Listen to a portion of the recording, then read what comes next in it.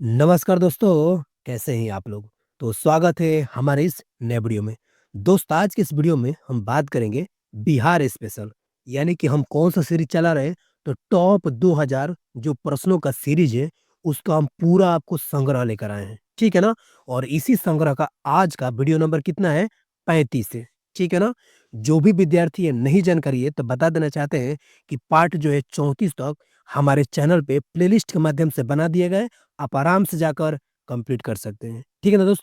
एक और बात, आप ना बिहार के किसी भी एग्ज़ाम को तैयारी कर रहे हैं, जैसे मैं बीपीएससी हो गया या फिर बिहार एसआई हो गया या Bihar SSC, Bihar police, Bihar CGL, यानी कि राज्य स्तरीय किसी भी परीक्षा की तैयारी कर रहे हो, यह सीरीज़ आपके लिए काफ़ी ज़्यादा इम्पोर्टेंट होने वाला है। बस आपको करना क्या है, ध्यान से इस वीडियो को देखिए और खुद आप बताइएगा कि ये सीरीज़ और ये वीडियो आपके लिए कितना इम्पोर्टेंट होने वाला है। ठीक है ना? क्यों? क्योंकि इस सीरीज में हम आपको पूरा का पूरा पी बाई क्यू कंप्लीट करवा रहे हैं। आप प्लस में जितना वीवीआई क्वेश्चन बन सकता है, अलग-अलग एनसीईआरटी बुक से, अलग-अलग टेस्ट के माध्यम से सब का सब इसमें इंक्लूड किए गए हैं। ठीक है ना? तो कहीं भी आपको दिक्कत होने वाला नहीं है। तो चलिए हम आज की इस वीडियो को शुरू करते हैं एक नए प्रश्न के साथ। ठीक है दोस्त? तो चलिए आज का पहला प्रश्न क्या है, इसको आप ध्यान से देखिएगा। ये जो प्रश्न जो है, ये पूछा हुआ सवाल है बिहार के एग्ज़ामों में। ठीक है ना? तो चलिए 341 नंबर प्रश्न है। बोल रहा है कि किस वर्ष बिहार और उड़ीसा प्रांतों को औपचारिक रूप से अलग-अलग प्रशासनिक इकाइयों में विभाजित किया गया था? ठीक है ना? यानी कि बोल रहा है कि बिहार और उड़ीसा को आखिर किस वक़्त जो है अलग किया गया था? बस इतनी ही बात दिमाग में रखिएगा, ठीक है ना? तो इसका सही आंसर क्या हो जाएगा दोस्त? तो 1936 में किया गया था, ठीक है ना? देखिए ये बिहार ना लगभग 2 से 3 बार टुकड़ों में बँटा हुआ है, ठीक है ना? पहला तो ये बंगाल से अलग हो गया, उसके बाद से उड़ीसा अलग हो गया और उसके बाद से झारखंड अलग हो गया, ठीक है ना? लेकिन इस क्वेश्चन में सिर्फ उड़ीसा प्रांत की बात कर रहा है, तो याद रखिएगा दोस्त 1936 में जो है बिहार से उड़ीसा प्रांत जो है अलग हो गया था, ठीक है ना दोस्त? चलिए हम इसको और भी विश्लेषण से देख लेते हैं ताकि आपको बेहतरीन ढंग से समझ में आ जाएगा। देखिए, यहाँ पर आपको ना जो ये सॉल्यूशन करवा रहे हैं ध्यान से देखिएगा। बोल रहे हैं बिहार को 1912 में, ठीक है ना? बिहार को 1912 में बंगाल से अलग किया गया था। ये तो बात आप क्लियर समझ गए, यानी बिहार जो था पहले बंगाल में था, तो 1912 में ना बंगाल से बिहार को अलग कर दिया गया था, ठीक है ना? अब कब कैसे हुआ था तो ध्यान से समझिए। दिसंबर 1911 में दिल्ली दरबार में बिहार को बंगाल से अलग करने का निर्णय लिया गया था, ठीक है ना? लेकिन अंतिम रूप से इसका अधिसूचना कब जारी हुआ? तो 22 मार्च 1912 को जारी किया गया था। समझ में आ गया ना? और यही वजह है कि 22 मार्च को हम लोग बिहार दिवस के नाम पे मनाया जाता है। समझ में आ गया ना? अब हम बात करते हैं आगे, यानी कि बंगाल से तो बिहार यहाँ पर अलग हो गया। अब सेकंड पर क्या होता है कि बिहार और उड़ीसा प्रांत को बाद में 1 अप्रैल 1936 को, याद रखिएगा, 1 अप्रैल 1936 को बिहार और उड़ीसा राज्यों में विभाजित कर दिया गया था। समझ में आ गया ना?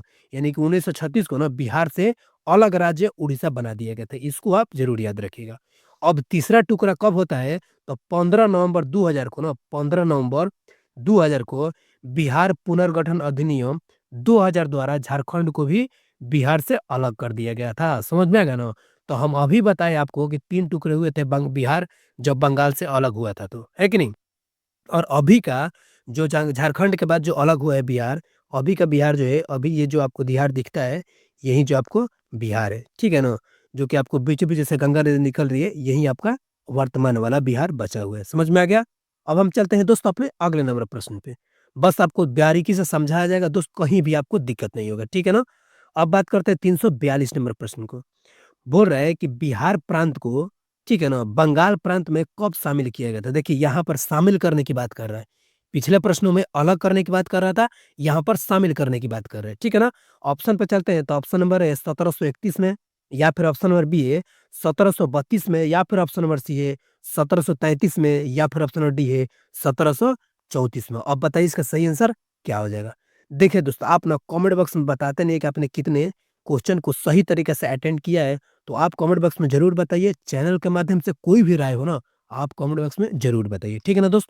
आप जब अपनी राय रखते हैं तो हमें मोटिवेशन मिलता है कि आप अपनी राय ज़रूर रखते रहिए, ठीक है ना दोस्त? अब बात करते हैं अपने ऑप्शन पे, तो देखिए इसका सही आंसर क्या हो जाएगा? तो ऑप्शन नंबर सी, यानी कि 1733 हो जाएगा, यानी कि बिहार जो प्रांत है ना, ये बंगाल प्रांत में कब शामिल किया गया था? तो 1733 में किया गया था, ठीक है ना? तो यही बात है, चलिए थोड़ा-सा और भी चीज़ें देख लेते हैं। तो वही हमने जो बात बताया कि बिहार, बंगाल और उड़ीसा को मिलाकर 1733 में ना बंगाल प्रांत की स्थापना किया गया था। समझ में आ गया ना? तो मेन-मेन क्वेश्चन आपको मेन-मेन पॉइंट आपको ज़रूर ध्यान में रखना है। ठीक है ना? और यही वजह है हम आपको बार-बार बोलते हैं कि इसका ना अब आपको रिवीजन जब करते रहिएगा ना, तो आपको कहीं भी किसी भी एग्ज़ाम में बैठिएगा बिहार के, तो आपको कोई भी क्वेश्चन नया नहीं रहेगा। क्यों? इसीलिए हम आपको ना टेलीग्राम का जो लिंक है, अपने कमेंट बॉक्स में और डिस्क्रिप्शन में पिन अप कर देते हैं। आप आराम से जाकर वहाँ से जॉइन कर लीजिए, ताकि फ्री पीडीएफ मिल सके और रिवीजन आप हमेशा कर सकें, है कि नहीं? अब हम चलते हैं अपने अगले नंबर प्रश्न पे। अगला जो प्रश्न क्या है, 343 नंबर प्रश्न है, ठीक है ना? बोल रहा है कि निम्नलिखित में से किस ग्रंथ में बिहार के क्षेत्रों को कीकट, यानी बिहार के जो क्षेत्रों को कीकट और बिहार के लोगों को वात से कहा गया है? समझ में आ गया ना? यानी कि इन चारों ग्रंथों में से ऐसा किस ग्रंथ में जो है बिहार के क्षेत्र जो है ना, उन क्षेत्रों को कीकट बोला गया है, याद रखिएगा, और बिहार के लोगों को वात से कहा गया है। ठीक है ना? ऑप्शन पे चलते हैं, तो ऑप्शन नंबर ए है महाभारत, या फिर ऑप्शन नंबर बी है रामायण, या फिर ऑप्शन नंबर सी है ऋग्वेद, या फिर ऑप्शन नंबर डी है अथर्ववेद। अब बताइए इसका सही आंसर क्या हो जाएगा? तो देखिए इसका सही आंसर क्या हो जाएगा, तो ऑप्शन नंबर सी, यानी कि ऋग्वेद में ये बोला गया है। ठीक है ना दोस्त, किसमें बोला गया है? तो ऑप्शन नंबर सी, ऋग्वेद ग्रंथ में ये बोला गया है। ठीक है ना? अब चलिए थोड़ा-सा और भी इसको ना सॉल्यूशन के माध्यम से देख लेते हैं। तो देखिए, ऋग्वेद में ना बिहार के क्षेत्र को कीकट और बिहार के लोगों को ना वात से कहा गया है। क्या कहा गया है? वात से कहा गया है। ध्यान से पढ़िएगा। और बिहार के जो दूसरा जो है थ्योरी, कि बिहार का सबसे बड़ा उल्लेख जो है ये कहाँ है? अथर्ववेद और पंचविंश ब्राह्मण में मिलता है। किसमें मिलता है? अथर्ववेद और पंचविंश ब्राह्मण में मिलता है। इसको आप ज़रूर याद रखिएगा। ठीक है ना? क्योंकि क्वेश्चन जो है इससे बहुत बार बना हुआ है कीकट और वात से, तो इसको आप ज़रूर ध्यान में रखिएगा। हाल ही में हुए बीपीएससी एग्ज़ामों में बहुत सारे क्वेश्चन आपको देखने को मिलते हैं। ठीक है ना? उसमें काफ़ी ज़्यादा आपका वेटेज भी है, इसीलिए बीपीएससी के जो बिहार स्पेशल ये काफ़ी ज़्यादा इम्पोर्टेंट होने वाला है। अब बात करते हैं 344 नंबर प्रश्न। बोल रहा है, निम्नलिखित में से कौन-सा ग्रंथ उत्तर भारत के राज्यों और गणराज्यों के रूप में 16 महाजनपदों का उल्लेख करता है? ठीक है ना? 16 महाजनपदों का उल्लेख करता है। अब ऑप्शन पे चलते हैं, तो दीपवंश, या फिर ऑप्शन नंबर बी है महावंश, या फिर ऑप्शन नंबर सी है विनय पिटक, या फिर ऑप्शन नंबर डी है अंगुत्तर निकाय। अब बताइए 16 महाजनपदों का उत्तर भारत के राज्यों में कौन-सा उल्लेख करता है? ऑप्शन की बात करते हैं, तो इसका सही ऑप्शन क्या हो जाएगा? तो ऑप्शन नंबर डी, यानी कि अंगुत्तर जो निकाय है, ये टोटल का टोटल 16 महाजनपदों का उल्लेख करता है। ठीक है ना? और दोस्त आपको मालूम है कि हमारे बिहार में जो है, बिहार में उस टाइम का जो बिहार था, उसमें कितने महाजनपद थे? तो याद रखिएगा 3 महाजनपद थे। ठीक है ना? 16 में से 3 महाजनपद थे। इसको आप ज़रूर याद रखिएगा। ठीक है ना? अब हम बात करते हैं अपने अगले प्रश्नों की। अगला जो प्रश्न क्या है, ये यही बात है जो हम आपको बताए, ये सॉल्यूशन है उसी प्रश्न का। तो देखिए, अंगुत्तर निकाय जो सूक्त पिटक, यानी कि सूत पिटक का एक हिस्सा है। कौन? अंगुत्तर निकाय। ये जो है ना सूत पिटक का एक हिस्सा है। ये प्राचीन उत्तर भारत के 16 महाजनपदों को बार-बार उल्लेख करता है। क्या करता है? बार-बार उल्लेख करता है। ठीक है ना? यह उन्हें बौद्ध के, यानी कि बुद्ध समय के व्यापारिक, सामाजिक, राजनीतिक परिदृश्य को भी के रूप में भी सूचीबद्ध किया गया है। ठीक है ना? यानी कि अंगुत्तर निकाय में जो सूत पिटक का एक हिस्सा है, उसमें महाजनपद, यानी कि 16 महाजनपदों को ना बार-बार उसमें जो है उल्लेख किया गया है। ठीक है ना? इसको आप ज़रूर याद रखिएगा। ठीक है ना दोस्त? अब हम चलते हैं अपने अगले प्रश्न पे। देखिए, इतना बार-बार आपको रिवीजन कराने का मतलब यही है कि आपको क्वेश्चन ना रिकॉल हो जाए, बैठ जाए आपके दिमाग में, और वो भी समझा-समझा के सॉल्यूशन के माध्यम से, ताकि आपको कहीं भी दिक्कत ना आए। ठीक है ना दोस्त? अब बात करते हैं 345 नंबर प्रश्न। बोल रहा है कि पाटलिपुत्र जो शहर है, इसकी स्थापना आखिर किसने किया था? ठीक है ना? ऑप्शन पे चलते हैं, तो ऑप्शन नंबर ए अजातशत्रु ने किया था, या फिर ऑप्शन नंबर बी है कालाशोक ने किया था, या फिर ऑप्शन नंबर सी है उदयन ने किया था, या फिर ऑप्शन नंबर डी है कनिष्क ने किया था। अब बताइए इसका सही आंसर क्या होगा दोस्त? ठीक है ना? क्योंकि ये क्वेश्चन ना हम आपको कितनी बार घुमा-फिरा कर करवाए हैं। तो ऐसे प्रश्नों को ध्यान से आप देखिएगा, ठीक है ना? तो देखिए, ये पाटलिपुत्र जो शहर है ना, इसकी स्थापना किसने किया था? तो उदयन ने किया था। किसने किया था? उदयन ने किया था। तो ऑप्शन नंबर सी हमारा सही आंसर हो जाएगा, ठीक है ना? चलिए इसको और भी एक्सप्लेनेशन से देख लेते हैं, ताकि आपको कहीं भी दिक्कत ना आए। तो देखिए, ध्यान से समझिएगा, जे उदयन जो था ना, उदयन ये अजातशत्रु के पुत्र थे और उत्तराधिकारी भी थे। उन्हें पाटलिपुत्र शहर की स्थापना का भी क्रेडिट, यानी कि श्रेय दिया जाता है, ठीक है ना? जो कि बाद में ना मौर्य, गुप्त सहित कई प्रमुख राजवंशों के भी शाही राजधानी बन गया था। सही बात है, ये बाद में चल के बहुत सारे राजवंशों की राजधानी भी बना था पाटलिपुत्र। तो इसकी स्थापना जो है किसने किया था? उदय ने किया था। और ये किसके पुत्र थे? तो अजातशत्रु के पुत्र थे। इसके आप ज़रूर याद रखिएगा। ठीक है ना दोस्त? अब हम चलते हैं अपने अगले नंबर प्रश्न पे। ठीक है ना? बोल रहा है 346 नंबर प्रश्न। बोल रहा है कि प्रथम बौद्ध संगीति राजगिरी में किसके संरक्षण में आयोजित किया गया था? ठीक है ना? देखिए तो पहला तो बौद्ध संगीति कहाँ पे हुआ था? राजगिरी में हुआ था। लेकिन इसका उस टाइम का संरक्षण कौन कर रहे थे? ऑप्शन पे चलते हैं तो option number A Chandragupta Maurya ने किया था, या फिर ऑप्शन नंबर बी है अशोक ने किया था, या फिर ऑप्शन नंबर सी है अजातशत्रु ने किया था, या फिर ऑप्शन नंबर डी है कनिष्क ने किया था। और बताइए इसका सही आंसर क्या हो जाएगा? ठीक है ना दोस्त? तो देखिए तो बिना समय गवाए आप आराम से इसका आंसर चले जाइएगा ऑप्शन नंबर सी, यानी कि अजातशत्रु ने किया था। यानी कि पहला बौद्ध जो संगीति हुआ था कहाँ पे हुआ था? राजगिरी में हुआ था। लेकिन इसके संरक्षक कौन थे? तो अजातशत्रु थे। यानी कि ऑप्शन नंबर सी हमारा सही आंसर हो जाएगा। ठीक है ना दोस्त? बस प्रश्नों को ना ध्यानपूर्वक आपको सॉल्यूशन देखते हुए आपको जाना है। ठीक है ना? क्योंकि सॉल्यूशन से आपको बहुत सारा क्वेश्चन पकड़ा जाता है। ठीक है ना? तो बिल्कुल ध्यान से देखते हुए आपको चलना है। ठीक है? देखिए, ये प्रथम जो बौद्ध संगीति के संबंधित मुख्य तथ्य क्या है, कि ये जो संरक्षक थे ना, ये मगध के राजा अजातशत्रु थे। ठीक है ना? इसकी जो अध्यक्षता कर रहे थे, वो कौन कर रहे थे? बुद्ध के प्रमुख शिष्यों में से एक जो थे महाकश्यप की अध्यक्षता में आयोजित किया गया था। ठीक है ना? और ये कहाँ पर हुआ था? तो अभी वर्तमान में ही आपको क्वेश्चन में देखबे किए कि राजगीर के पास, राजगीर में तो हुआ ही था, लेकिन राजगीर में भी कहाँ पे हुआ था? तो उसके पास एक सप्तकर्णी गुफा है, उसी में ये किया गया था। समझ में आ गया ना?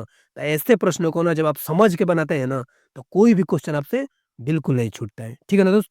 अब हम चलते हैं अपने अगले नंबर प्रश्न पे, यानी कि नेक्स्ट प्रश्न पे। बोल रहा है 347 नंबर प्रश्न।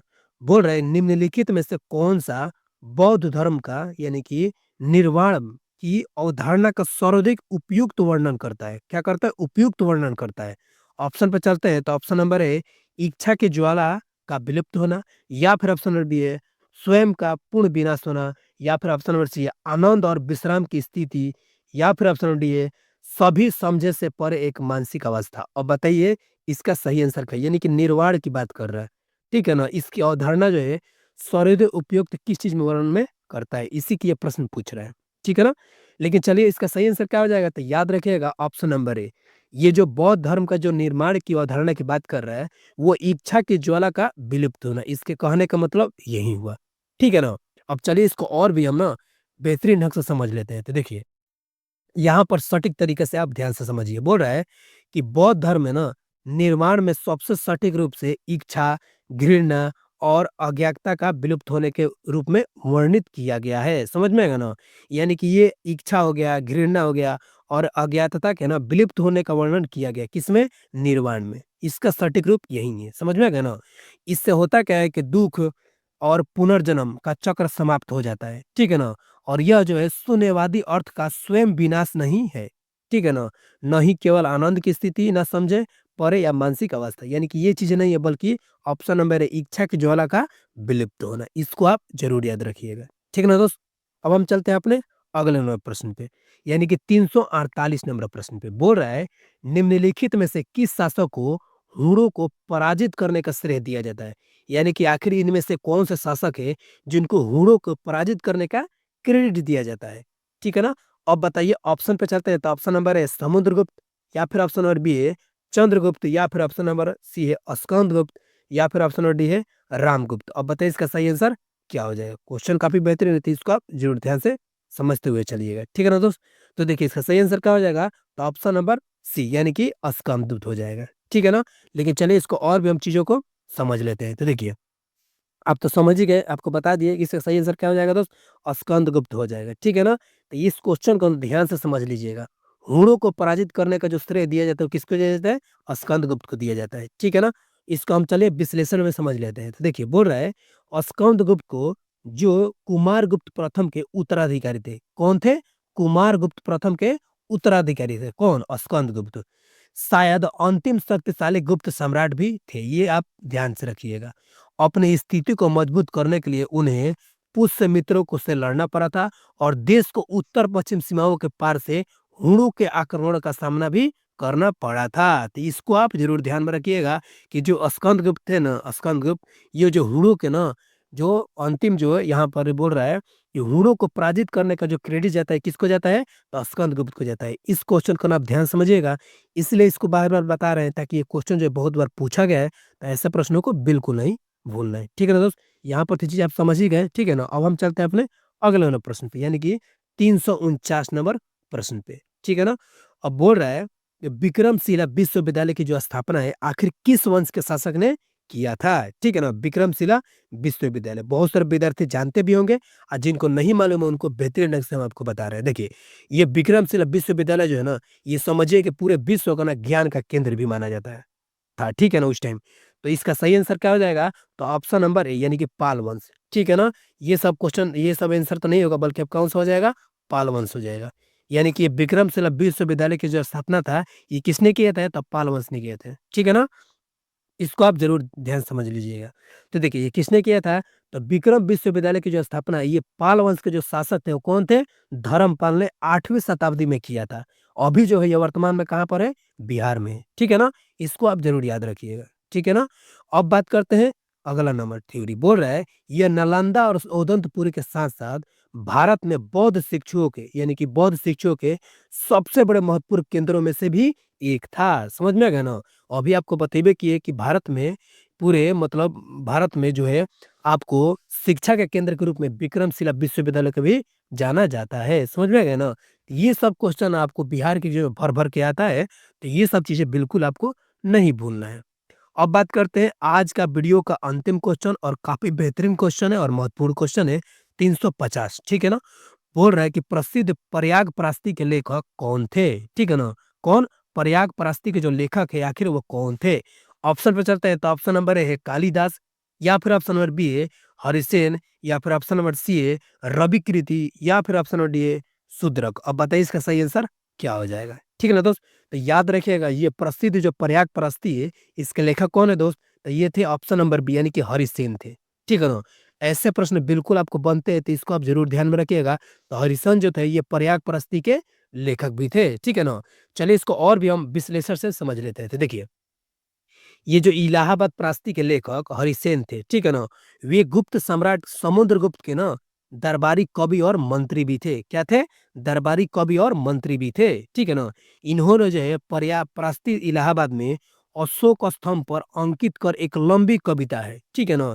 जिसमें समुद्रगुप्त की उपलब्धि और विजयों की प्रशंसा की गई है। समझ में आ गया ना? तो ऐसे प्रश्नों को ना जब आप थ्योरी के माध्यम से पढ़ते हैं ना, सॉल्यूशन के माध्यम से, तो कहीं भी आपको दिक्कत नहीं होता है। अगर क्वेश्चन इससे 1-2 क्वेश्चन आपको उठा कर भी दे दिया ना, तो आप आराम से बना लीजिए। क्यों? क्योंकि आपने समझ कर चीज़ों को पढ़ा है। रटने से बेहतर है दोस्त समझ के पढ़िए, आपको काफ़ी बेहतर काम देगा। ठीक है ना दोस्त? चलिए वीडियो देखने के लिए बहुत-बहुत धन्यवाद। अगर ये वीडियो आपके लिए थोड़ा-सा भी इम्पोर्टेंट लग रहा है ना दोस्त, तो चैनल को ना आप ज़रूर सब्सक्राइब कर लीजिए क्योंकि बिहार स्पेशल से रिलेटेड आपको एक भी क्वेश्चन छूटने वाला नहीं है। ठीक है ना?